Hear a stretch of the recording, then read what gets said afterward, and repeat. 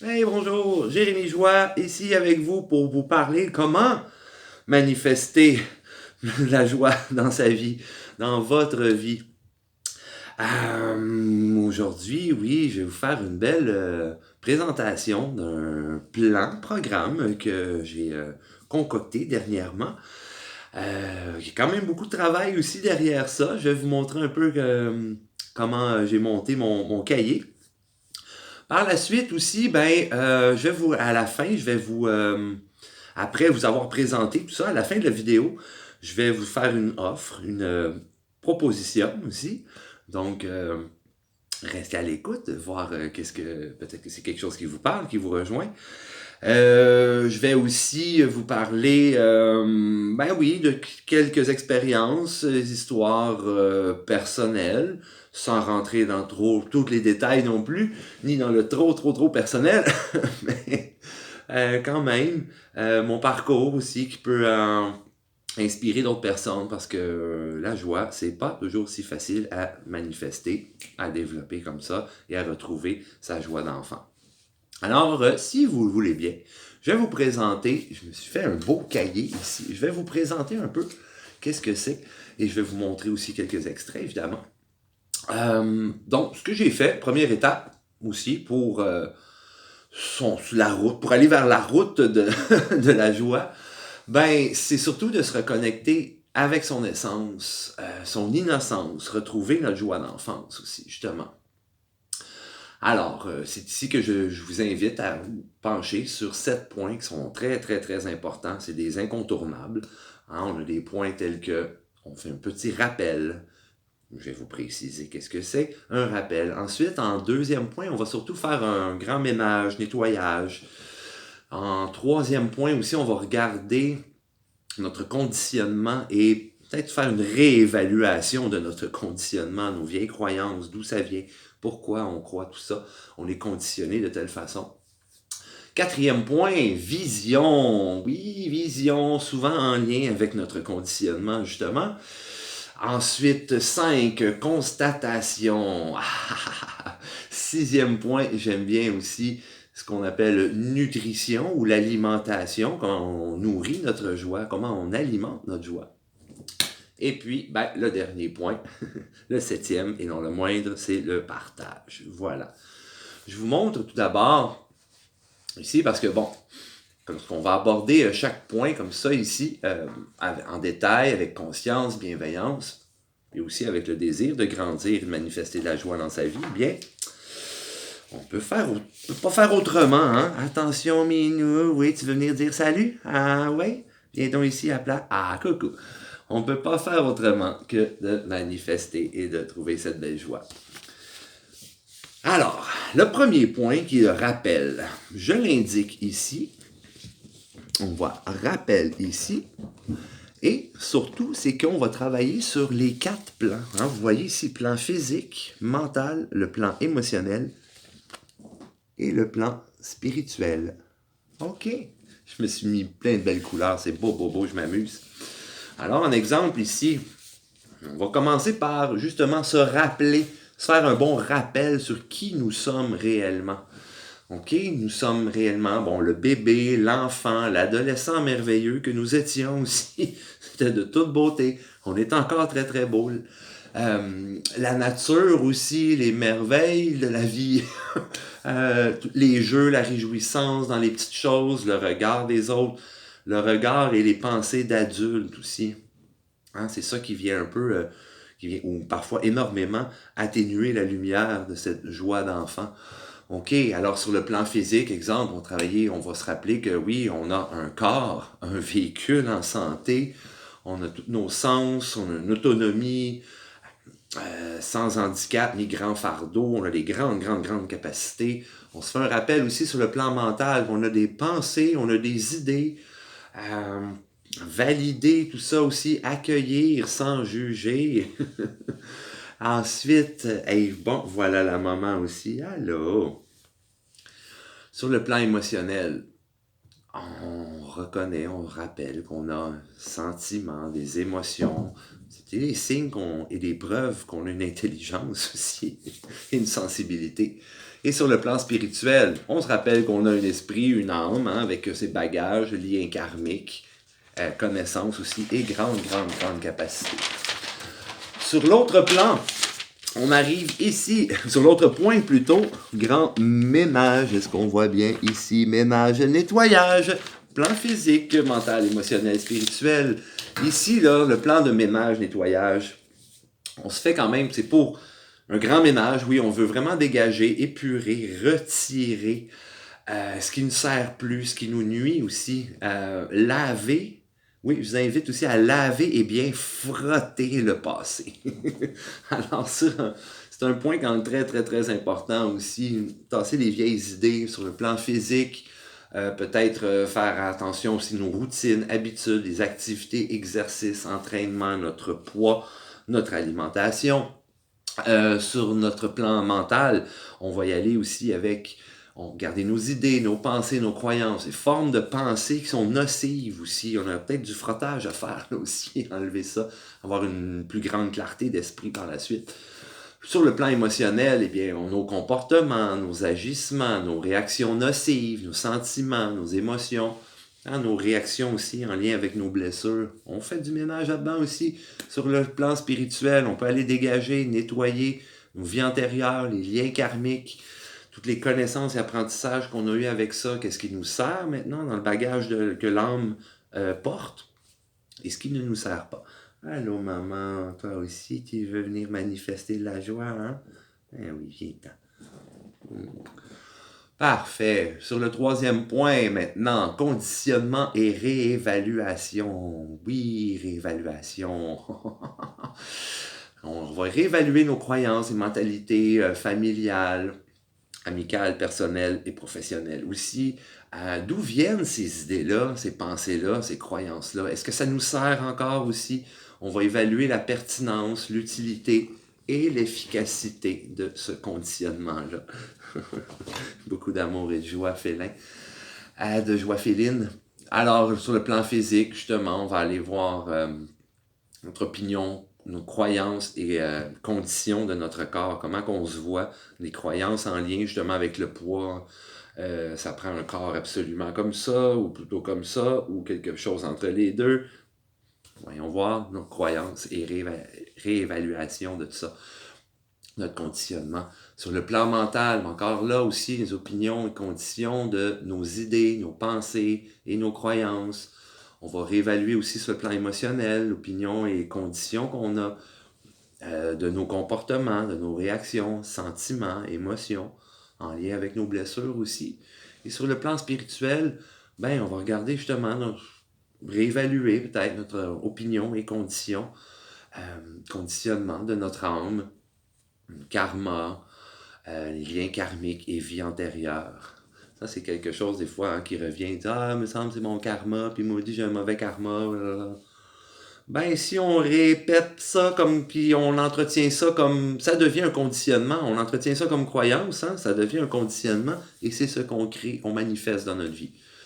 Maintenant, quatrième point, j'ai hâte de vous donner quelques expériences, histoires aussi.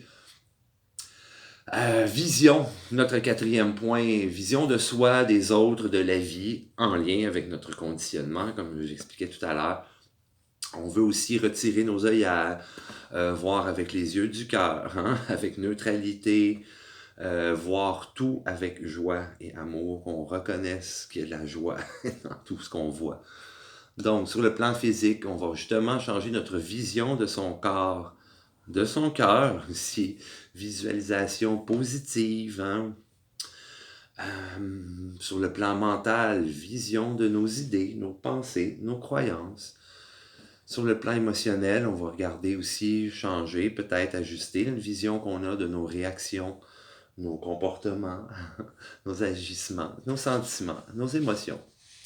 Et sur le plan émotionnel, réévaluons un peu la belle vision qu'on a de notre âme, vie antérieure, notre parcours, nos liens karmiques. Hey, on avance, il ne reste plus que 3 points ici. fais une petite parenthèse, tiens. Histoire et expérience. Avant que Jérémy Joie devienne vraiment éclatant de joie, j'ai eu un moment, il y a quelques années, en déménageant. Je suis tombé sur un album de photos en pactant les boîtes et tout ça. Puis là, je regarde ça, puis il y en a une qui m'a marqué. Photo de famille, j'étais assis sur les genoux de mon grand-père, mon sage Yoda, mon grand-papa Yoda, grand-père maternel, avec cousins, cousines, assis sur leur papa respectif. Et puis là, je regarde le petit blond, là, ouais, c'était moi ça, débordant de joie, là, mais pas juste rire qui a du fun, mais rire aux éclats, là. C'est comme si la photo ne pouvait pas contenir toute cette joie-là, ça allait éclater, ça débordait du salon, ça débordait de la photo, ça débordait de l'album de photos. Et puis, ben, ça m'a donné un de ces coups, ça m'a ramené justement cet enfant-là, innocent-là. Je disais, hey, c'était moi, ça. Le reste, c'est illusion. Que je sois autre chose que amour et lumière, puis joie, surtout la joie comme ça. Et là, je parle vraiment d'une joie, là, on parle pure et naturelle. On n'a pas besoin d'avoir un événement en particulier qui arrive, ou quelque chose qui nous arrive et qu'on fait « Ah, là, c'est joyeux ». Non, c'est une joie constante, en lien avec l'innocence aussi. Alors quand j'ai vu ça, je dis « Mais mon Dieu, c'est de toute beauté. C'est moi, ça. Je suis capable de retrouver ça. » Et ce petit garçon-là, ben je l'ai traité de pas bon, de pas assez bon, de pas capable, de pas de la meilleure façon, en tout cas. J'ai le maltraité, ouais. Ce garçon-là, j'ai même déjà voulu y enlever la vie aussi, et y penser à plusieurs reprises. Et même pas plus tard que l'année dernière, j'étais avec des proches de la famille, je me dis, ben, j'ai pas la date exacte, mais on est dans les alentours où ce qu'il y a exactement, il y a 30 ans. Je me réveillais à l'hôpital avec mon papa à côté du lit et en me rappelant vaguement, je dis, oh oui, c'est vrai, j'ai fait ça hier soir. Alors c'est normal que je me réveille à l'hôpital, ouais. Ou ça aurait pu être normal que je me réveille pas du tout, plus jamais. Donc, oui, il y a longtemps, j'ai fait une tentative et c'est quelque chose qui m'a... tentative de suicide. Et c'est quelque chose qui me traînait depuis même longtemps, avant l'adolescence. Enfant, bien avant que je connaisse le mot suicide. Je trouvais ça très, très, très, très, très, très dur, vivre certaines choses émotionnellement, beaucoup de rage, d'agressivité dans la maison. Donc, je voulais pas vivre ça. Je voulais pas vivre non plus autant de rage, de colère, de tristesse. Je voulais pas vivre ces choses-là. Alors, c'est quoi le contraire de pas vivre? C'est de mourir, hein, voilà. Alors, moi, je voulais me tuer. C'est ça, avant que je connaisse le mot suicide. Et puis après, ben ouf, j'ai des expériences comme ça, comme revoir son enfant, se revoir d'une autre façon. Ouf, ça a changé ma vision, justement. Et puis, ben non, ce petit garçon-là mérite toute la joie de l'univers et toutes les merveilles de la vie. Je vais lui faire attention. Je vais lui faire attention et je vais entretenir cette joie-là aussi. Alors, dès que j'ai une occasion de rire aux éclats, là, même si c'est quelque chose de très, très, très, très simple, on apprend justement dans un plan comme ça, un programme comme ça, à ben justement jouer, s'amuser avec les petits détails, les petites choses de la vie. Le jeu, le rire, très très simple. Des choses très très très très simples, mais miraculeuses. Voilà, c'est un petit brin de mes expériences. Ouais, ça n'a pas été facile, hein. Autre histoire, là, j'en parlerai pas pendant trop longtemps non plus. C'est seulement le parcours après cet incident-là. C'est quelque chose qui me reste, qui m'accompagne beaucoup depuis quelques années. Non, c'est plus le cas, mais ça m'a suivi beaucoup. Un peu comme peut-être quelqu'un alcoolique ou qui a des problèmes de jeu, problèmes de toxicomanie. Même si on avance, on passe à autre chose, ça peut être quelque chose qui reste là quand même. On y pense, on le fera pas, mais c'est encore là. On apprend à vivre avec, un peu aussi. Jusqu'à temps que, bof, on change nos fréquences, on s'élève encore, hein, on avance toujours. Croissance personnelle, croissance spirituelle, c'est ce qu'on veut, c'est ce qu'on aime et qu'on est capable aussi. Alors, ça change et ça fait plus autant partie de nos vies. Voilà, la parenthèse moins joyeuse, mais qui nous fait grandir aussi. Hein? N'oubliez pas, votre parcours, le mien, avec tous ces côtés ombrageux, ben, il y a beaucoup de lumière là-dedans, hein? Et puis ça peut servir d'énormément de lumière à d'autres personnes, à beaucoup d'autres personnes qui ont des parcours similaires. Et alors ne doutez pas de votre parcours ombrageux, c'est très lumineux pour d'autres personnes et pour vous même plus tard. Point numéro 5, on revient à ça, la constatation. On fait un grand constat, on établit un constat, constater notre parcours, notre chemin, reconnaître notre magnificence, on est magnifique. Constater les résultats de ce beau ménage et nettoyage aussi qu'on a fait et de cette réévaluation. On va constater aussi les grandes possibilités hein, des autres résultats à venir parce qu'on constate que hey, j'ai fait ça, je suis rendu là, il y a encore tout ça devant moi de possible, ça c'est beau. Alors sur le plan physique, on va justement faire un beau constat de notre véhicule, notre temple, où est-ce qu'on est rendu ici, nos capacités physiques aussi, de transformation, capacité de nos sens, ça c'est le fun. Sur le plan mental, on fait un beau constat de notre mouvement d'idées, comment ça circule, comment nos idées changent, nos nouvelles croyances, des pensées peut-être beaucoup plus positives, on est porté à se faire des affirmations positives beaucoup plus souvent, oui, on les adopte dans nos vies, c'est adopter dans nos vies. Oui. Sur le plan émotionnel, on constate que, ben oui, on a de nouvelles réactions, peut-être moins de blessures, moins de déclencheurs, meilleur comportement, une meilleure gestion émotionnelle. Ah tiens donc, ça fait du bien, ça. Ça, c'est le fun, gérer nos émotions. Il n'y a pas personne d'autre autour qui est responsable de ça. Là, les crises de petits bébés de 5 ans, on se maîtrise, hein, on se gère. Sur le plan spirituel, on fait un beau constat aussi de la richesse de l'âme et son beau bagage karmique. On y va sur le point 6, le 6e point, nutrition. J'ai mis des guillemets, nutrition et alimentation. Comment on se nourrit, prendre connaissance des bons aliments qui nourrissent bien notre joie. Qu'est-ce qui nous nourrit, qui nous fait plaisir, qui nous rend joyeux. Se nourrir sainement et conserver une alimentation saine de joie. Que ce soit chanter, danser, faire la peinture, dessiner, écrire, jouer de la musique, qu'est-ce qui vous rend joyeux? On va maximiser du temps pour ça, pour ces choses-là. Et ben sur le plan physique, hein, qu'est-ce qui fait du bien? Qu'est-ce qui apporte de la joie à mon corps et à mon cœur? Ça fait partie du physique assez comme il faut, ça, hein? Assez fortement sur le plan mental. Qu'est-ce qui fait du bien? Qu'est-ce qui apporte de la joie à mes idées, dans mes pensées, à mon mental? Ben oui, qu'est-ce qui fait du bien? Des nouvelles croyances, un nouveau conditionnement. Sur le plan émotionnel, qu'est-ce qui fait du bien à notre gestion émotionnelle? Qu'est-ce qui apporte plus de joie, justement, dans la maîtrise de mes émotions? Plan spirituel, qu'est-ce qui fait du bien à l'âme? Qu'est-ce qui apporte grande joie à l'âme? Vous le savez, vous le savez. Ou si vous ne le savez pas, on va le découvrir, on va se partager ça. Partage, c'est justement le 7e point. Parce que là, on est rendu on est rendu vraiment haut dans l'échelle de la joie pour manifester la joie dans sa vie. Donc, on arrive au point où on doit la partager maintenant, c'est-à-dire répandre et partager la joie en toute situation et toute occasion. Pas toujours facile, pas toujours si simple, mais il y a toujours un bon moment quand même, il y a de la place pour ça, prendre les choses autrement et trouver des solutions. Oui, dans toutes nos relations, on va dire contaminer le monde avec la joie, sans jamais non plus diminuer l'intensité de notre lumière. Jamais diminuer l'intensité de la lumière de joie. Alors, sur le plan physique, on partage affection, des bisous, des câlins, chaleur humaine. On s'aime. Et ça, c'est bon. C'est-tu le fun d'avoir un corps? C'est le fun d'avoir un plan physique. Sur le plan mental, on partage des nouvelles idées, nouvelles croyances et mentalités.